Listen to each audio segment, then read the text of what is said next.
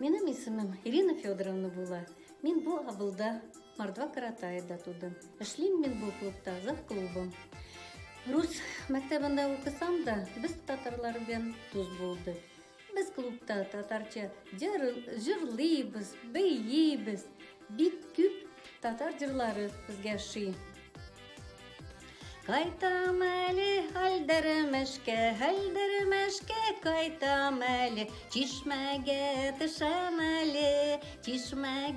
төшәм әле. Һаман сине сөям диеп, сырымны чишәм әле.